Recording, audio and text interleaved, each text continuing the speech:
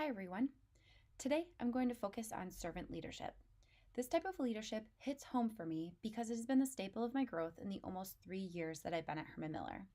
For those of you who don't know what Herman Miller is, we create spaces for your work, school, health facilities, and the home through ergonomically and authentically designed furniture. Max Dupree, the former CEO of Herman Miller and the son to founder DJ Dupree, wrote books on the concept servant leadership and implemented it into our culture. Although I've only been at the company just shy of 3 years, I've had the privilege of working for and working with leaders who abide by these characteristics. The culture and the fact that I love what I do for a living is a big reason why I'm still here and can see a long future with Herman Miller. When reading about servant leadership from the perspective of Norhaus, it's broken down into 10 characteristics that were pulled from Robert Greenleaf, who coined the term servant leadership.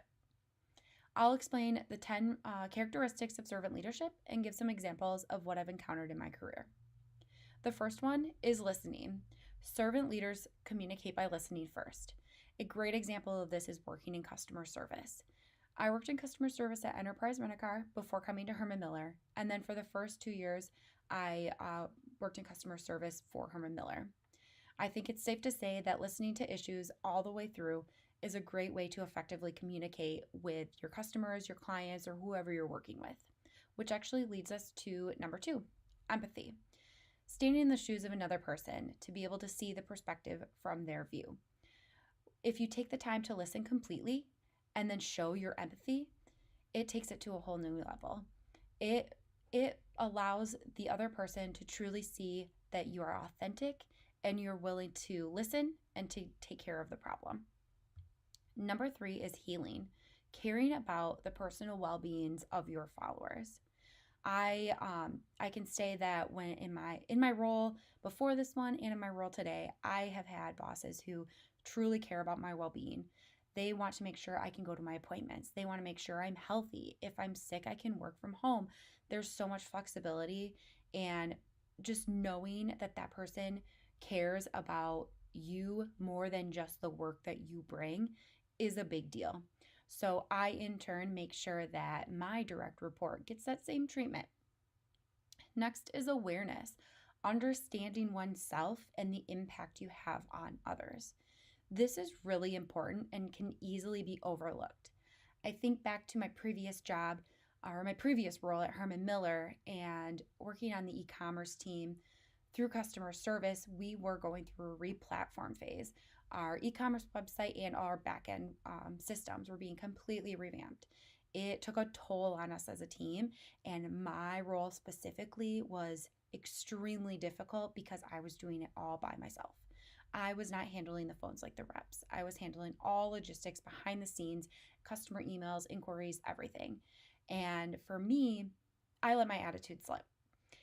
It was not okay. And to this day, while I regret the way that I came off to my team, I recognize that I learned and I grew through that.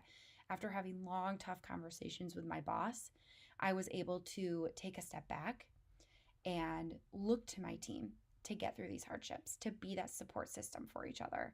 And that's the big impact that awareness can have on you as a person. Next is persuasion. Create change through gentle, non-judgmental argument. I think that goes back to even listening, being able to listen and not pass judgments when you're trying to get someone to take your side is a big deal. I collaborate with different people every single day, and sometimes we have different opinions, different directions we're trying to take our social media campaigns, but I have to recognize that I'm the expert in the social media field and that they can trust me. So my confidence in my collaboration and the trust that I instill in the conversation is huge. Number 6 is conceptualization, the ability to be a visionary. How can you see big picture? I think looking back at my previous role and going through that re-platform stage, having a leader who could help us stay motivated, see the positive in where this change was going to get us from a business standpoint and from a customer service standpoint, that had to be our focus, that had to be our North Star. Next, kind of segueing into number 7 is foresight, the leader's ability to know the future.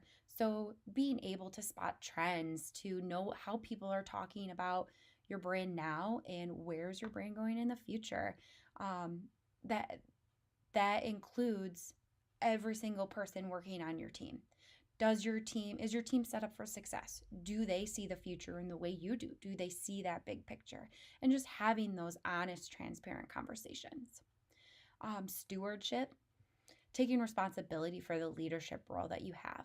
As a branch manager at Enterprise Rent-A-Car, I was responsible for not only the business, but also training and managing employees. So the success or the failure of the business ultimately came back on me. And I had to be okay with that. And I had to be confident in the conversations I was having with my team and with my boss about the direction that I was taking the business. Next is commitment to the growth of people. This is a big deal in all that I've done. Sitting down and goal setting, thinking about the unique perspectives that your followers can give to the goal you're trying to reach is the most important part. Knowing what strengths that you can delegate projects to, tasks to, and then helping them understand and develop along the way.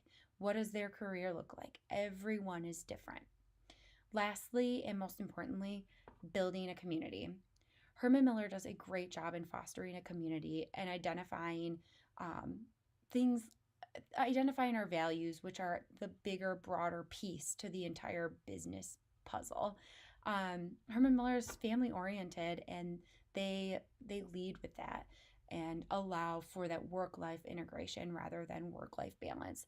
They recognize that your personal life might spill over into your work life and vice versa. And by thinking first, employee first it's a big reason why I stay within that community. So servant leadership, it's not easy to attain, but it is so worth the work you put in. When you see that your team is motivated, you see that your colleagues are inspired by you, it's a great feeling. And while I'm still working towards that and I practice it as much as I can every single day, I challenge you to do the same. And I appreciate you taking the time to listen to me talk through servant leadership today.